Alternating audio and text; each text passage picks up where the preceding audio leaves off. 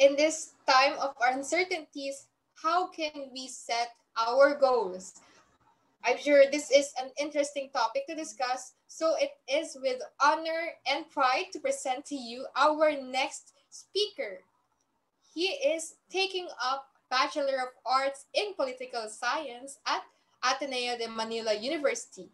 At present, he is the interim chairperson at Youth Parliamentarians of Laguna, a co-founder and director for youth at Sulong San Pablo, and an external affairs officer at San Pablo Youth Development Council, Youth of Laguna.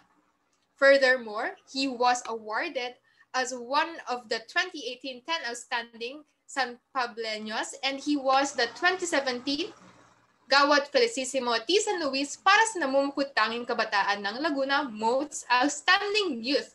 Let's have a warm welcome to Mr. Paul Andrei Roset.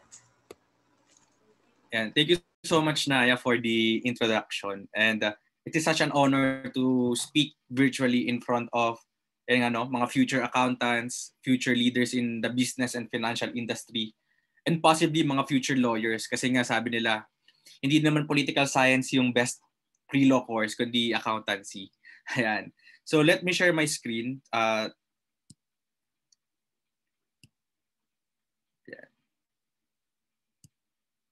Right.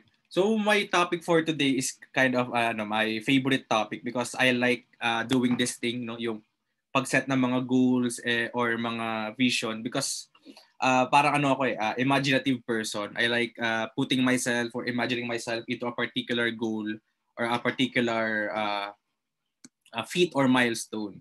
So for this topic, I would like to share my knowledge and experience about goal setting, and let's try to contextualize it sa current situation natin, no, na panahon ng pandemic.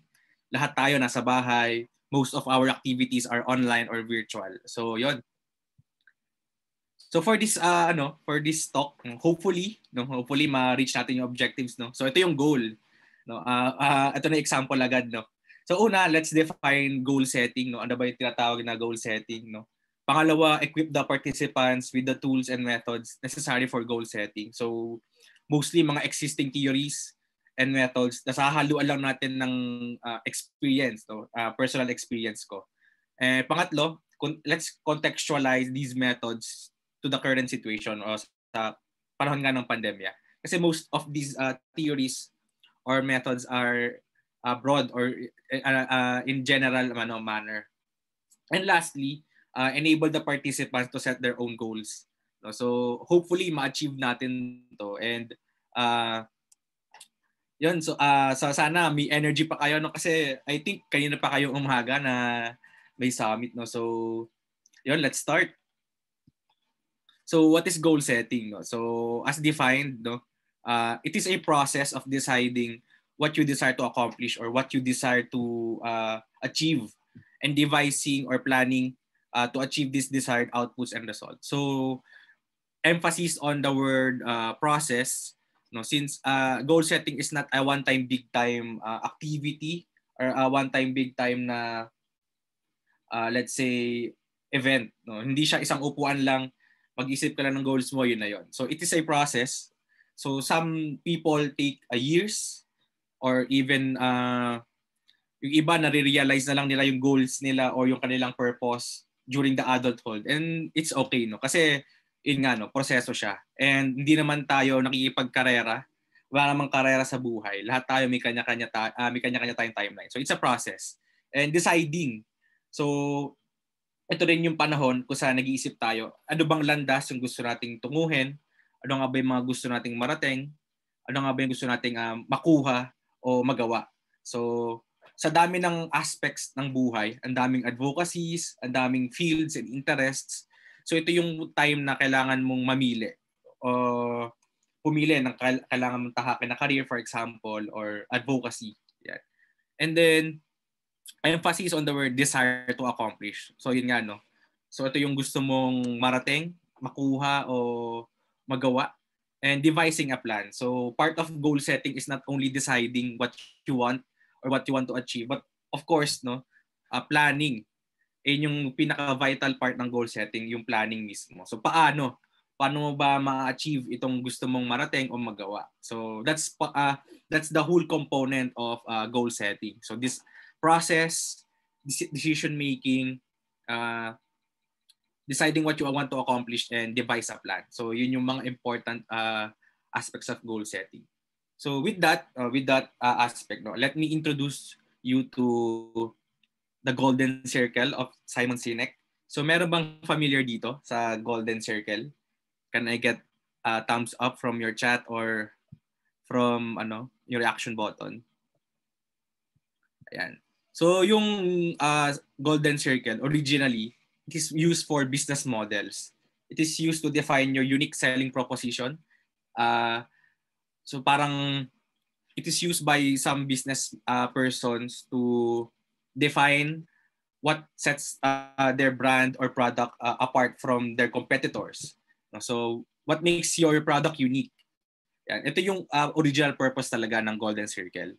But we can also use this theory or this model in defining our goals or in defining our purpose.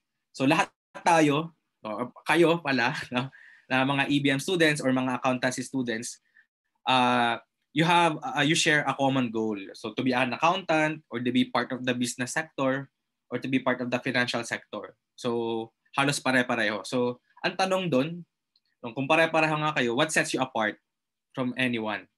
What makes you different or what makes you unique? No, ano ba yung goal mo talaga, no? So given na 'yun, no, gusto mo maging accountant. So but what really is your goal, no? What you want to achieve in the future. So let us take a look on the Golden Circle in terms of goal setting in a personal level. So yung Golden Circle lagi siya nagsisimula sa pinakagitna, no? Ang pinakagitna ng Golden Circle is yung why. Lagi tayo doon magsisimula. Hindi siya magsisimula sa what kundi sa why. So from why, doon tatanungin natin yung mga sarili natin, no? Bakit, no? Ano ba yung purpose? No? Ano ba yung reason kung ba't ko 'to ginagawa? So ito yung magiging pinaka-foundation ng inyong magiging goal at magiging endeavor nyo in the future. So always ask yourself, why? So ito yung tanong na, bakit ka bumabangon? Para kanino ka bumabangon? Para saan ka bumabangon? So ano ba yung nagda-drive sa'yo every day to achieve this goal? Or ano ba yung nagtutulak sa'yo na i-push itong particular na pangarap na to? So dapat doon tayo magsisimula, no? Sa why, sa purpose. Then yung sunod, yung how. So paano? So ano ba yung mga ways and methods on how to achieve those goals or to achieve your purpose in life? So kailangan ma-clear sa atin, no, na kailangan clear sa atin kung bakit natin ito ginagawa para malaman natin kung paano natin siya gagawin. So from why to how, then lastly yung what, no? The result or the output. So what do we want to achieve? What is the result, no, na gusto nating makuha? Or ano ba yung desired output natin? So yun, always start with your why, then everything will follow. So very vital talaga yung bakit na tanong kasi everything else will follow. So here's an example of Golden Circle which I created for an internship program. So ito yung sa akin.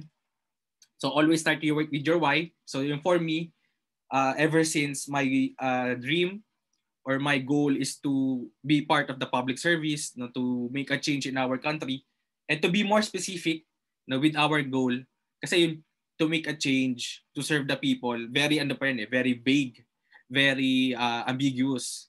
So let's make it more specific. So in my case, I want a better Philippines and yung mga succeeding parts nun, yun, a better governance and a brand new politics. So yun yung why. And yung how, this is what I do on a daily basis or almost on a daily basis. So part ito, yung pag-attend ko sa mga speaking engagements. So part to ng how, kung paano ko to ma-achieve. No? Part din yung mga volunteer works, pagsali sa mga organization, mentorship, lobbying, dialogues, and partnerships with our local government, which is yun yung ginagawa ko just recently. Pag-organize ng mga sectors or community organizing. So ito yung how. Then yung what, ito yung naging resulta ng ginagawa namin. So hindi lang ako yung gumagawa nito kasi collective effort itong why na to at yung how. So ito yung mga naging bunga. Nakapagtatag kami ng mga organizations locally here in San Pablo and provincial-wide sa buong Laguna, and then nakapagtatag din kami ng organization on the national level, yung Good Gov PH. So ito yung example na isang golden circle. So it can vary naman, no, kasi syempre iba-iba naman tayo ng purpose in life o iba-iba yung goals natin. And ayun, balik tayo dun sa kanina, no, na emphasis, no, it is a process. So things always change. So hindi permanent lagi yung ating goals or hindi permanent lagi yung ating ways or methods. So your why, how, and or what may change. So pwedeng yung tatlo bago, pwedeng yung isa lang, pwedeng yung dalawa, or any combination. So in my case, no, yung why ko, it has been there ever since. Parang wala pagkabata, nandun na yun talaga. Nag-evolve lang siya, nagiging mas specific. Pero yung how and what, nagbabago talaga yan as I grow older. So at this stage of my life, turning into nasa adulthood na, medyo much let's say complex or mas complicated na yung how and what, kasi yun nga, no, mas nagve-venture na tayo into public service, into organizations na hindi lang school level, no, kundi nasa labas talaga, nasa community. And eventually, darating din yung araw na hindi na ako nasa youth sector, so magbabago rin yung how and what ko. Maybe nasa ano na ako noon, no? Possibly nasa government service na ako nung by that time. So always brace for changes or for a change, kasi lagi talaga nagbabago yan.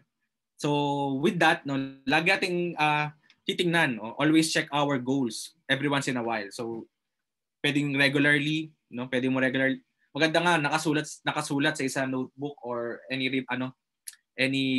reminder kung ano ba yung goals mo in life, no, yung ano ba yung long-term goals mo, ano ba yung mga short-term goals mo. Then let's check, no, ito pa rin ba yung gusto ko? Ito pa rin ba yung pamamaraan ko? Ito pa rin ba yung gusto ko marating? Or baka may nagbabago? So always check your goals.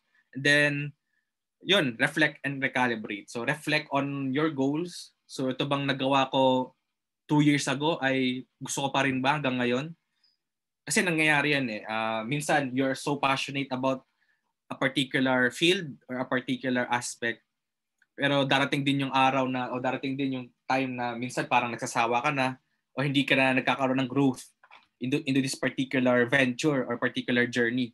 So kailangan mo rin mag-reflect and mag-recalibrate, no? So what I mean by recalibrate is to adjust your goals or change your goals, no? And walang masama doon, no? For example, meron ako nakikilala, no?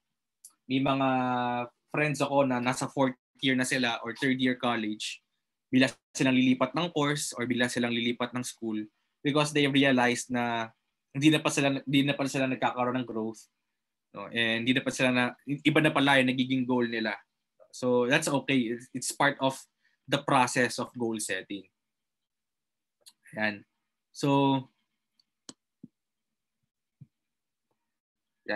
next naman, no, yung next to golden circle is yung goal setting theory by Edwin Locke.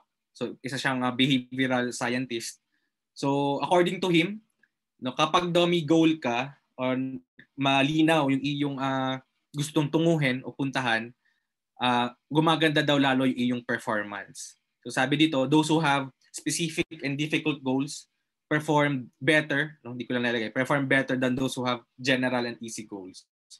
So according to goal setting theory, if you have a clear or a specific goal, and hindi lang siya basta goal, no, difficult goal, ibig sabihin may challenge, it makes you perform better. Kasi sabi nila, nagkakaroon ka daw ng encouragement and motivation to do better or to do your best to achieve those goals or that particular goal.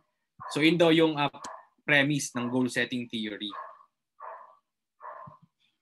So ito yung mga principles, no, ng effective goal setting, no, based dun sa naging theory ni Edwin Locke.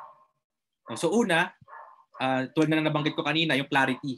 So kailangan malinaw or specific yung iyong goal. So nabanggit ko nga kanina, most of us say na gusto natin gumawa ng pagbabago. Very vague yon. So anong klaseng pagbabago ba yung gusto natin gawin? In terms of what? So in my case, no, I want to make a change in terms of politics and governance. So yun. And then measurable. So kailangan kahit pa paano medyo quantitative yung natin, no, goals. For example, no, yung aking New Year's resolution ngayon, no, I want to read books this year. So medyo vague yun. Pero to make it more specific and to make it more measurable, ang goal ko is to read books at least to finish books or to finish 2 books at least a month. No, so that's probably at least 24 books this year. So yun. So let's make it measurable para mas specific, mas ma-encourage ka na gawin yung goal na yon. Then yung pangalawa, yung challenge. So dapat nasa decent level of difficulty siya. Hindi siya ganun kahirap pero hindi rin siya ganun kadali. Kasi hindi nagkakaroon ng improvement or challenge kung it is on a relatively easy level, or let's say nandun ka lang sa comfortable level mo. Sometimes you also have to venture out and go out of your comfort zone to challenge yourself and to discover ano pa nga ba yung mga skills na meron ako. Baka meron ka pang hindi na-discover about yourself. And I think this pandemic is also a good opportunity to discover that. Kasi nga, for most part, nasa bahay tayo, no? Or all the time, no? Kasi may mga hindi pa rin lumalabas sa bahay. Yung pangatlo is commitment, no? Hindi ka lang basta dapat magsaset ng goal. Dapat meron ka ring kilos, no? Dapat nag-exert ka ng effort to achieve that particular goal or those goals. And at the same time, always keep yourself accountable. So, yung iba, ang ginagawa nila, pinopost nila yung kanilang gagawin o yung plano nila para maging accountable sila. Iba, sineshare sa mga kaibigan nila na ito yung kailangan kong gawin, kailangan i-remind mo ako, ganun. Iba, ang coping mechanism nila, bumibili sila ng mahal na pagkain or nasa coffee shop sila, doon sila nag-aaral para maging accountable sila sa sarili nila na kailangan matapos tong goal na to o matapos ko tong gawain na to. So yun yung kind of commitment na kailangan nating i-exert when we want to achieve something. Excuse me. Next. And the last two, no. So feedback. Always look for feedback. So pwede siyang manggaling sa kaibigan mo, pwede siyang manggaling sa pamilya, pwede siyang qualitative and pwede siyang quantitative. So qualitative, no, coming from comments or remarks from your friends, kung nag-i-improve ka ba, may nangyayari bang pagbabago, na-reach mo ba yung goal mo. And then quantitative, yun yung mga data-driven decisions, no. For example, ito based on experience, no, nagja-jogging din ako every day and I am using an app, yung Strava. So doon ko natatrack kung bumibilis ba ako or nasa same speed lang ba ako. So yun, always look for the feedback, no, para alam mo rin kung saang area ka kailangan mag-improve or na-attain mo ba yung goal mo. So yun.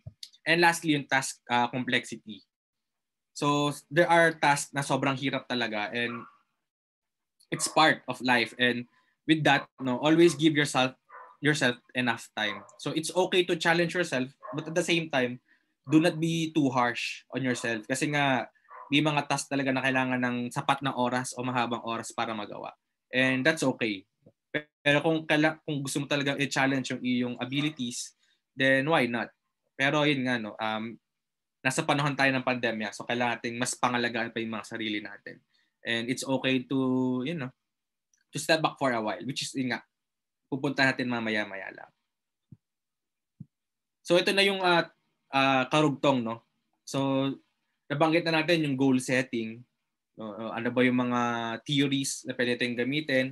Ano yung mga methods na pwede nating i-utilize in terms of goal setting? Pero paano siya ngayong panahon ng pandemya?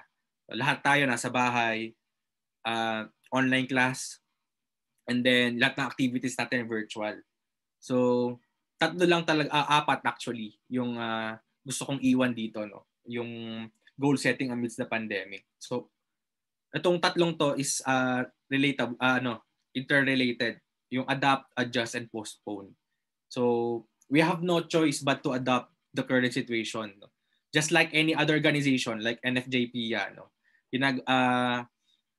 Yung mga ginagawa nila mostly na face-to-face, no? Yung mga training, seminars, ngayon ginagawa na natin virtual. So it's part of adaptation and adjustment, no? Nagma-migrate tayo from face-to-face to online platform. So yun, part yun ng ating adaptation. And then adjust. So may mga bagay tayo na kailangan munang i-postpone din. For example, no? Sa context ng organization to, no? Meron kang yung inyong organization may flagship program na talagang ginagawa siya face-to-face talaga. Or for example, ano siya, camp, no?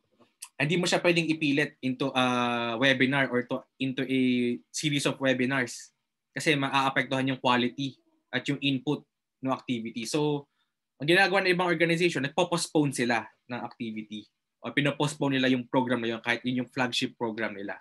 So, ganoon din, as an individual, no, may mga routine tayo na ginagawa na face-to-face na hindi natin pwedeng gawin online kasi nga maapektuhan yung quality. So, might as well postpone it for a while. And it's okay. Kasi nasa panahon nga tayo ng pandemya, no? So, okay lang na isang tabi muna yung iba pang mga goals na meron tayo. Okay lang na isang tabi muna yung iba pang mga gusto nating tunguhin ngayon. Kasi nga, kailangan nating mag-ingat lalo. Kailangan nga nating mas unahin yung mga sarili natin. And yung pinaka-kailangan matandaan din ng mga students, no? Ito kasi medyo harsh kasi tayo minsan sa sarili natin.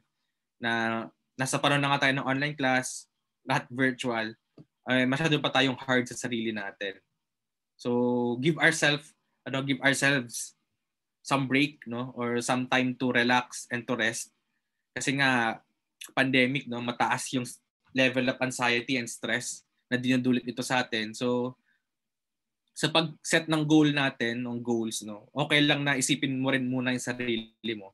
So, yan yung sakit din ng mga nasa organizations and mga student leaders, no, na masyadong goal driven to the point na nakakalimutan na yung mga sarili nila. So okay lang na pansamantala mag-step back muna, no? Kung ano man yung goal na meron tayo, pwede mo nang ihinto muna natin pansamantala.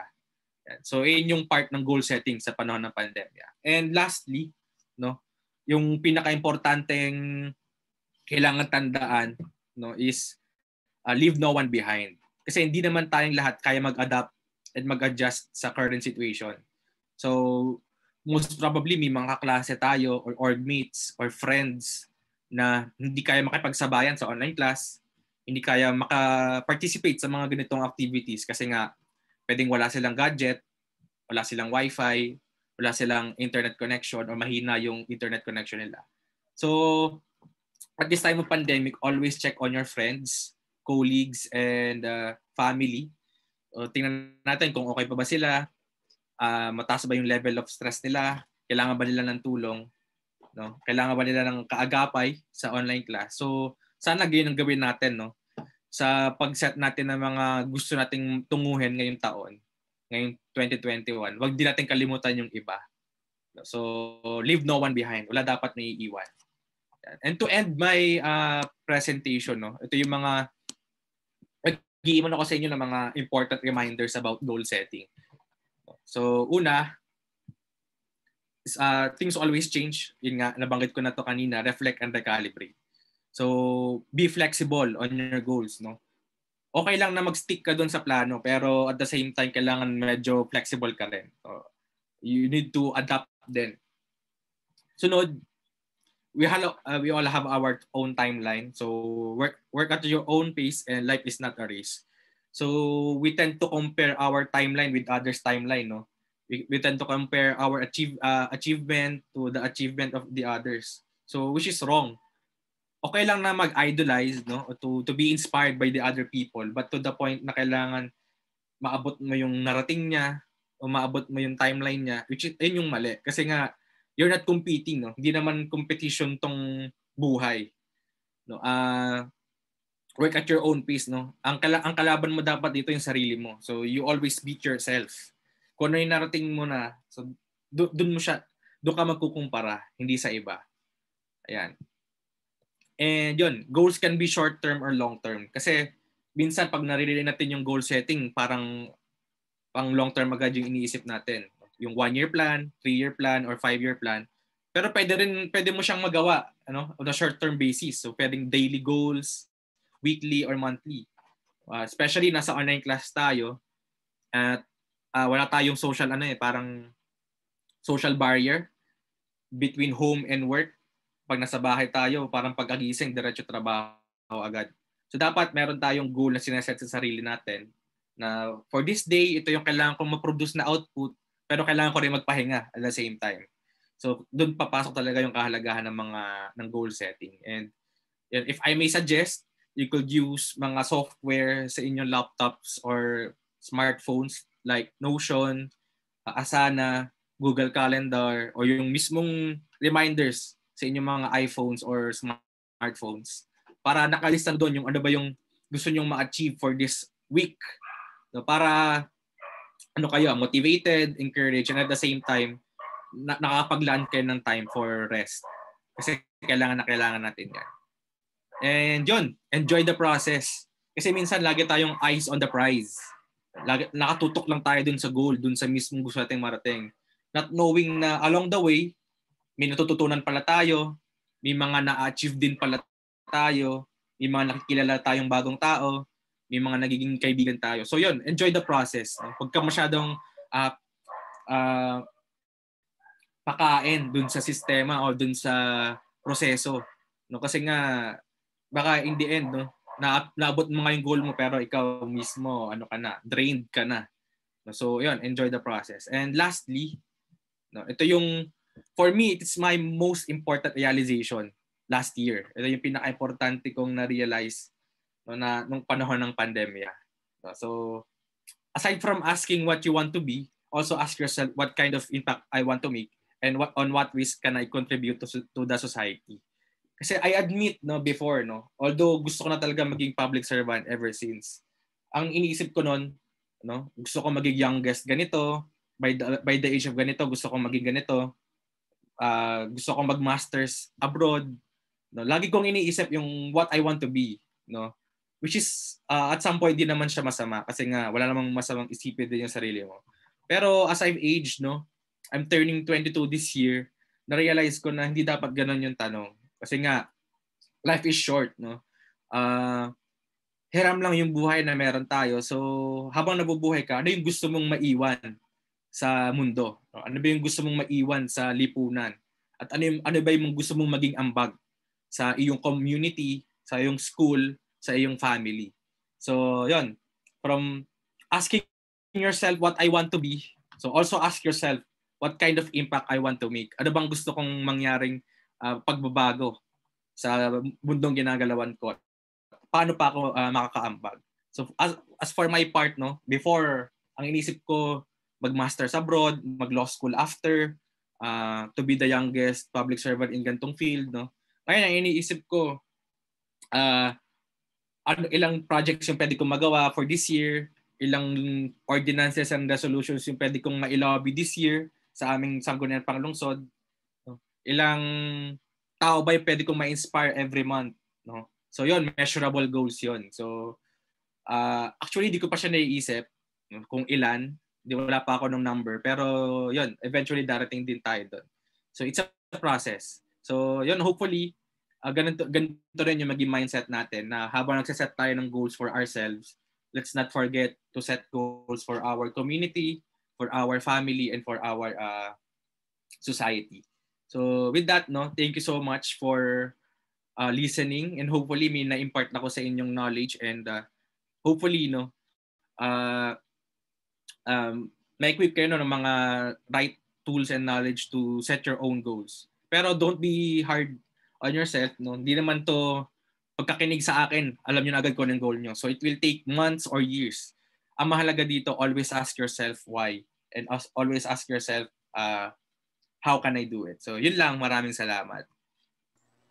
Wow, what a very inspiring talk we had from our future governor, or should I say future president, Mr. Roset.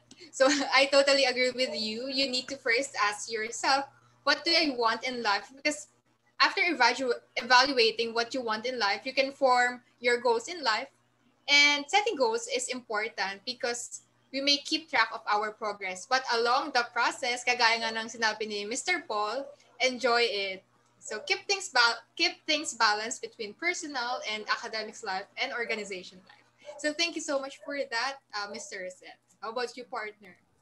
Tama ka dyan, partner. I-enjoy lang natin yung process. Kasi pag tayo magiging harsh sa sarili natin, lalo lang tayo mapapasama. Imbes na gusto natin mapabuti yung mga isang bagay, lalo lang natin ipapasama dahil masyado tayong harsh sa sarili natin.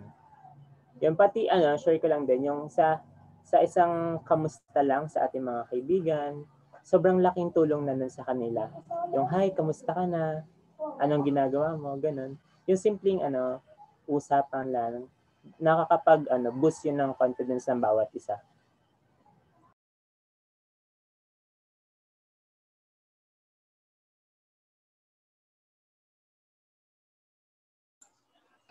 MJ, nakamute ka. So, again, at this juncture, we will having an open forum to address your question and clarification with regard to this discussion, which will be answered by our resource speaker, Mr. Paul Andrei Roset. Or for JPIAns, baka may mga gusto kayong tanong or mga gusto nyong mga tips or advice na may bibigay ng ating guest speaker. Yes, this is your chance dahil directly masasagot ni Mr. Paul ang inyong kasagutan na gumugulo sa inyong utak. Okay. So, ayaw kayo mahihiya. Sa ating bang FB Live, MJ, do we have questions? Ayan. Wala pa naman sa ngayon na. Wala ng hearts sa ating FB Live. Siguro, while waiting. Ayan, may tanong ako sa iyo, Paul. Yung advice mo lang sa mga future leader natin dito sa Region 4, kung paano sila magsisimula, yon bilang student leader. And thank you for that question. Actually, some years back, actually, baka 4 years ago or 3 years ago, I was invited as one of the panel of judges for outstanding accounting student leaders. Ng NFJPIA. And doon ko na-realize, and yung nga, working with different people, doon ko na-realize na wala sa course kung gusto mo maglingkod. Kasi ang common notion ng mga tao, kapag ang course mo is nasa field ng political science or nasa social science, yun sila lang yung pwedeng mag-serve. No? Pero kung makikita nyo ngayon, yung mga part ng mga organizations, yung mga leaders natin, mga industry leaders, they are engineering students, accounting students, mga nasa health science na field, no. So walang pinipiling kurso yung paglilingkod at yung pagiging student leader. And yun, siguro to answer the question then, start with an advocacy. Ano ba yung advocacy na pinakamalapit sa puso mo? Ano ba yung advocacy na pinaka naapektuhan ka? Kasi yung advocacy kasi pwede siyang personal hugot, no? Yung iba personal hugot nila yung environment, no? Yung iba ang personal hugot nila about mental health kasi nga pwede sila mismo nakaranas ng ganung problema. So choose the advocacy that you want to fight for, kung ano yung pinakamalapit sa puso mo. Then from that, marami nang pwedeng gawin, no? Kasi ang dami ng organizations na existing. So pwede kang sumali sa mga organizations and then eventually kung meron ka ng resources and everything, no, pwede kang magtatag ng sarili mong organization together with those people who share the same vision with you.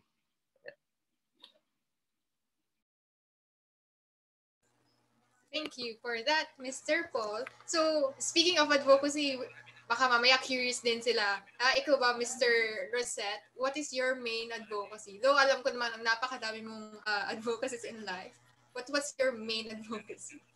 Well, To be honest, no, nung medyo bata-bata pa ako, mga high school to senior high school, my advocacy is youth empowerment. Yung gusto natin yung mga kabataan maging part ng mga organizations, maging active citizens of our country. Pero as I go along the way, na-realize ko na medyo vague siya. So from that, no, yung mga experience na naranasan ko for the past years, doon nabuo yung mismong advocacy ko about good governance and social legislation. So meaning, gusto natin yung mga kabataan makiisa sa lokal na pamamahala. Actually, hindi lang lokal na pamamahala. I mean, governance in general. Kasi ang mindset natin, kapag hindi ka naman elected or hindi ka part ng gobyerno, wala na lang tayong gagawin. No? Pero in fact, yung governance natin, yung model of governance natin ay multi-sectoral. So hindi lang gobyerno yung kikilos mismo or yung mga elected, kundi lahat ng stakeholders ng society kikilos din. So ayun yung advocacy ko, yung youth participation in governance, kung saan tayo mismo mga kabataan, makikiisa tayo dun sa mga programa ng pamahalaan, at the same time, tayo mismo maglalobby ng mga ideas natin. So for example, ito lang last week, no? So for the first time in decades, no, may mga grupo ng kabataan sa San Pablo na naghahain ng ordinansa, no. Mismong kabataan mismo yung naglobby ng ordinansa sa City Council or sa Sangguniang Panglungsod. So ganoon yung mga advocacy na gusto nating marating. Gusto nating iparating din sa mga kabataan. Wow. Very, very public servant talaga in the future ang peg ni Mr. Paul Andrei Roset, and we would love to see you or being one of the public officials. So ayan, don't be shy kung may mga questions pa kayo sa ating chat box and sa ating FB Live. Keep commenting. Yan, meron tayong unang question kay Ara Franco. Hi, any other time management tips for achieving your goals? Thank you for that question, Ira. So, tip siguro una, no, write your goals. Ako kasi mahilig ako magsulat ng gusto kong gawin on a daily basis and a weekly basis. Actually, lahat. Weekly, monthly, then yung buong taon. Write it down or pwede mo siyang ilagay na lang sa notes ng iyong phone. And then from that, sige, ito example pa lang ginagawa ko. So sinusulat ko every week yung gagawin ko. Then every day may sinusulat pa akong gagawin ko. Kasi nga, para mas specific. So for this day, kailangan magawa ko tong output na to o kailangan makapag-produce ako ng ganito karaming output. So for this day, ganito karami. For this day, pahinga. For this, yeah. So doon talaga papasok yung listing down your tasks and goals on a weekly basis and daily basis. So let's start small muna, no? So mga ganung level muna.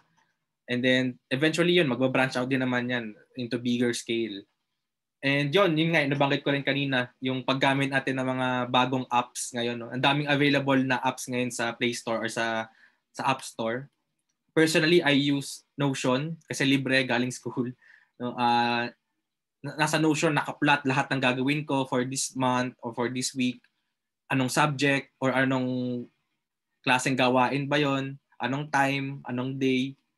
So, yun yung pinaka, for me, effective yun sa akin kasi dati, go with the flow lang ako eh.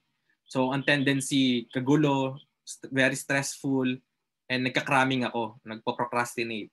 Pero ngayon, na nakalista na lahat ng gagawin ko, naka-prioritize siya based on urgency or based on priority, alam ko kung ano yung uunahin ko, alam ko kung kailan ko siya gagawin, alam ko kung anong oras ko siya gagawin, alam ko kung anong kailangan kong gawin for this day. So, yun lang. Thank you daw. Thank you po, sabi ni Miss Ira for Mr. Paul. Thank you as well. Keep your questions coming. Okay, may question po ulit. What are the benefits po of having or being part of an organization when you enter college? And thank you. Actually, mas active ako outside university compared to pagiging part ng mga campus organizations. Mas ako into community organizations. Pero naging part din naman ako ng student council nung nasa UST pa ako. So benefits nun, una, network, no? You have networks from different colleges in case kung student council siya, or to NFJP yan, no? Meron kang network from different schools in Region 4A or Region 4B. So network, and then magkakaroon ka rin ng support system, no? Lalo na pag, for example, committee system yung organization nyo. So nagkakaroon ka ng parang bagong mga kaibigan, bagong support system. Pangatlo, yung learning experience. So sobrang helpful ng pagsali sa mga organization pagdating ng araw na magtatrabaho ka na. Kasi according to some studies or according to some articles that I have read, ang kalimitan tinatanggap sa trabaho ay yung mga may experience sa mga organization. Kasi alam nila mag-manage ng time, alam nila kung paano gawin tong particular aspect of work. For example, mga secretariat work, about graphic design, financial aspect. So, it gives you an experience. No? At medyo din siya, parang microcosm of professional setting. So, parang kahit pa paano, nararanasan mo na rin magtrabaho. And syempre, lastly, yung fulfillment, no? Yung fulfillment na nakapag-serve ka sa community mo, sa school, meron kayong napaglilingkurang sector or grupo. So, I think yun yung mga benefits ng pagsali sa mga campus and community organizations. Thank you, Paul. Guys, wag kayong mahihiyang magtanong. Chance nyo na to para maitanong yung mga gusto nyo pang malaman sa ating guest speaker. Yes. So we have another question here. Mr. Paul, what would your life be if you have no goals in life? What would my life be without goals? It's meaningless. Ay, inyo nauna kung inyo pumasok sa it's meaningless. Kasi wala kang direction eh. Pero yun nga it will really take time. So may mga panahon talaga na at some point or duration, no, minsan taon pa nga binibilang na wala ka talagang gustong ma-achieve o parang go with the flow. So okay lang yun kasi nga part of the process yun. Pero eventually kailangan mo ring isipin o kailangan mo ring may darating din yung panahon na kailangan mo ring isipin ano ba yung gusto kong gawin. Kasi tumatanda tayong lahat. Dumarating din tayo sa point na yun nga kailangan na natin mag-decide kung ano ba yung gusto natin. Kasi kung wala tayong goals, no, it's parang wala tayong direction. And same goes with yung mga small scale goal setting. For example, ang dami mong gawain this week pero hindi siya nakalista, wala kang goals every day, wala kang task na nailista. So ang gulo, hindi mo alam kung ano unahin mo. Ang tendency magkaraming ka na lang pag deadline na. So ayun, walang direction. That's true. I totally agree with that. I think setting goals is really important. Ang hirap, wala tayong may add pala, may add. Wala ring encouragement or motivation. So nabanggit ko nga kanina, when you have goals na nakalista or natukoy mo na yung mga goals mo, nagkakaroon ka ng some sort of motivation or encouragement to do better or to perform better. Pero kung wala nang nagda-drive sa'yo, so ayun, parang walang motivation at all.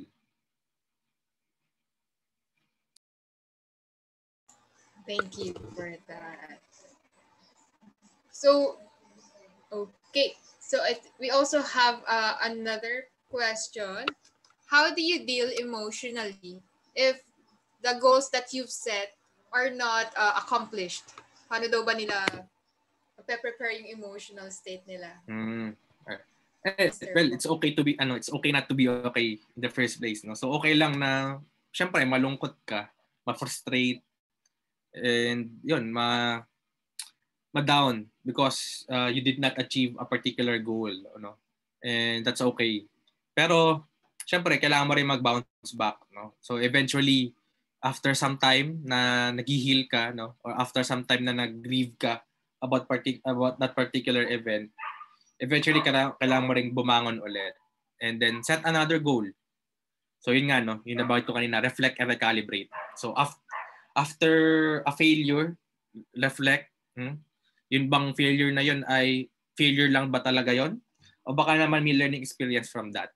Then from that reflection, then recalibrate. No? So what I've learned and what can I do to bounce back?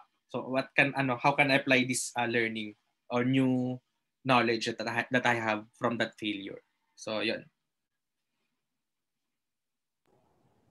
For last question, thank you, Paul. Yan, for last question na po. What strategies can you apply to overcome barriers to setting goals? Well, in terms of barriers, ang dami kasing pwedeng maging barriers. So pwedeng financial aspect, no? Barrier yon on setting goals, which is I personally experienced because I'm a scholar. And ano pa bang mga barriers? Physical barriers, no, yung health, no. So ang tip ko diyan, no, at ito yung parang idiom na natutunan ko, no, with Mayor Vico Soto. Pag may pader, magdala ka ng hagdan. So meaning be innovative on on overcoming those barriers. So let's work our way around those barriers. So wag mong banggain. Akyatin mo o di ka umanap ka na ibang daan. So ganun 'yon. So in my case, ganun yung ginawa ko, no. Hindi naman kami mayaman, no, to study in Ateneo na alam naman sobrang mahal ng tuition fee. Pero yun nga, no, I've worked my way around those barriers, no. Yung barrier na yun, yung financial aspect, no. And yun, from an ambitious senior high school student na gusto mag-aral sa Ateneo, no. After 2 years, kasi nga 2 years ako nasa UST. After 2 years, nandito na ako. So, ayun, kung nagawa ko, so what's stopping us from achieving our goals sa kabila ng mga barriers? So, yun, kaya natin 'yan, no. Basta maniwala lang kayo sa sarili nyo, be confident, and then wag niyo susukuan yung pangarap nyo. Kasi kung ako, no, inabot ako ng 2 taon. Actually 3 yata, no. Kasi 3rd year na ako. So inabot ako ng ganun kahaba bago ko narating tong pangarap ko na maging na mag-aral sa Ateneo. So ayun. So why not, no? Kung kayo ganun din, 'di ba? So why not? Pasensya lang din. Kasi nga taon yung binilang nung sa akin. So yun. Actually wala akong specific na sagot dun sa tanong na yun, no. Dinabasa ko lang dun sa naranasan ko. Basta yun lang, be innovative, no, and be strong, be confident. Okay. Thank you for that, Mr. Paul. MJ, may isa pang dumagdag sa ating humabol sa ating FB Live. Go. From Miss Mary Gray Lanon. Hello po, any advice po sa mga nahihirapan mag-set ng goals or motivation po para maging consistent sa mga gusto mong gawin? Well, una, give yourself some time to reflect. Kasi minsan, masyado tayong pressured to think of something or to think of what we want to be or what we want to achieve. Kasi may pressure factor kasi pwedeng family, pwedeng peer pressure, no. So give yourself some time to reflect, no. Kapag may araw ka na wala kang gagawin at all o rest day mo siya, doon ka mag-isip kasi relax yung isip mo. So reflect, no. Ito yung actually di ko pala nabanggit kanina sa presentation, yung exercise na gusto ko sana banggitin. So unang step, imagine yourself after 1 month, no. After a month, anong nakikita mo? After 2 years naman, then after 3 years, after 5 years, then after 10 years. So and go so on and so forth. So imagine, no. Habang nagre-reflect ka, imagine mo yung sarili mo after 5 years, no. Ano na kaya ako noon? Ano ba ang gusto kong gawin?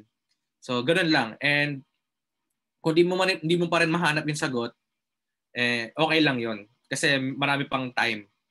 So after that particular time, no, pwedeng kinabukasan o sa susunod na linggo, isipin mo ulit ano bang gusto kong gawin. So ayun lang, ano lang talaga siya, reflection. And then yung isa pa na pwede natin gawin is yung discover. Pwede ka mag-try sa iba't ibang organizations, pwede ka sumali sa iba't ibang clubs, sa iba't ibang mga grupo, pwede ka mag-try na iba't ibang hobbies o mga iba't ibang mga activities. Then eventually, dun sa discovery phase na yon, malalaman mo rin kung ano ba talaga yung gusto mo. So, in my case, before, no, sali ako ng mga organization kung ano iba't ibang advocacies yon. Then eventually, from that discovery or from that yung paglabas sa comfort zone, doon ko nakita kung saan talaga ako o kung para saan ba talaga ako. So, ganun lang, no. Reflect and then tawag dito, discover, no. Go out of your comfort zone, be adventurous, then eventually malalaman mo rin kung para saan ka. Thank you, Paul. Yeah, may isa pang question dito. Natawa ko dito. Sabi niya, sino or ano daw yung inspiration mo sa mga ginagawa mo? Sino or ano yung mga inspiration mo sa ginagawa mo? Well, first and foremost, family, Kasi, yun nga, hindi naman yun nga, nabanggit ko, hindi naman kami ganun kayaman, So talagang, I really work hard for them. Kasi eventually, gusto ko rin mag-give back sa kanila. Then, yung actually, sino at ano yun eh. Yung nangyayari sa paligid natin. Kasi ako, mahilig ako makipagkwentuhan sa mga, for example, mga janitor sa school, mga canteener, mga driver ng Grab, ng tawag dito, ng jeep, tricycle, then nakikwento nila yung hirap ng buhay nila, Then ako personally nakaranas ako ng hirap sa Metro Manila, yung hirap mag-commute, siksikan sa bus, siksikan sa LRT, MRT. Yun, yung mga ganong pang-araw-araw na nangyayari sa buhay ng mga tao, yung pang-araw-araw na nangyayari sa buhay ko. Ayun yung nagmo-motivate sa akin na gawin tong mga advocacy sa ginagawa ko. Kasi iniisip ko, ito actually pinaka-commitment ko sa sarili ko, ultimate challenge. Kasi nga, tulad ko, marami ring mga probinsyano na nag-aaral sa Metro Manila. They go out of their home and comfort zone just to find an opportunity to study in Metro Manila. And yung gusto ko mangyari in the future, na wala na sanang mga taga probinsya na kailangan pang bumiyahe ng Manila para makakuha ng magandang edukasyon. So lahat na lang tayo nasa sarili nating mga probinsya. Lahat tayo hindi na makakaranas na kailangan mong magpakahirap para makakuha ng scholarship. Hindi naman na mararanasan kailangan mag-asikaso ng sobrang daming papel para lang makakuha ng educational assistance. So yung mga ganung bagay, yung mga nangyayari araw-araw, yung nagpo-push sa akin na gawin to. Kasi nga naniniwala ako na Filipino deserves nothing less. We do not deserve mediocrity. We do not deserve the worst. We deserve the best. Kaya kailangan galingan natin. Kasi ayaw naman natin dating yung araw na yung mga magiging anak natin, yung mga susunod na, yung mga papalit sa atin, mas mag-suffer or mag-suffer tulad natin. So, yun yung pinaka-inspirasyon ko at motivation.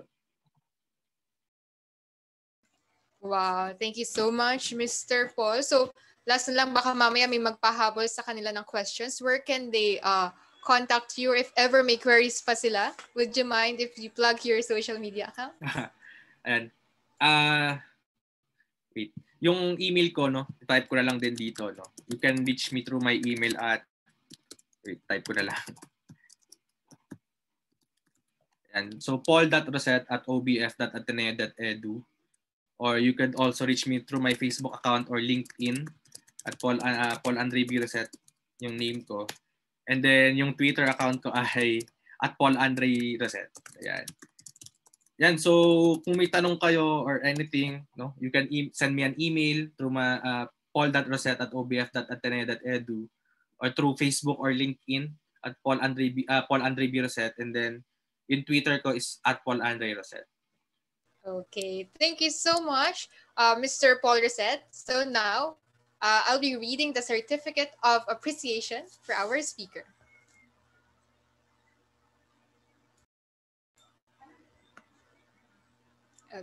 So this certificate of appreciation is hereby presented to Mr. Paul Andrei Roset for sharing his time, knowledge, and expertise as a guest speaker for the lecture series during the ABM Summit with the theme Explora, a voyage of endless possibilities of the National Federation of Junior Philippine Institute of Accountants Region 4, given this 31st of January 2021. Signed by Annabel Angeles, Regional Vice President for Academics, Ain Caitlin Aguinaldo, Regional Council President, Mark Jason Romaraot, Regional Vice President for Leadership Development and Socio-Civic Involvement, John Jeric Fernandez, Regional Co-Advisor, Maria Leia Orgalias, Regional Co-Advisor, and George Matthew Makatangay, CPA, PSM, Regional Advisor. So once again, thank you so much, Mr. Paul Andrei Roset, and we are fortunate to have you this afternoon. And thank you then for having me. Thank you for the invitation and good luck sa organization, sa mga future endeavors, and good luck din sa lahat ng participants sa mga future CPA and mga industry leaders sa financial business sector. Maraming salamat.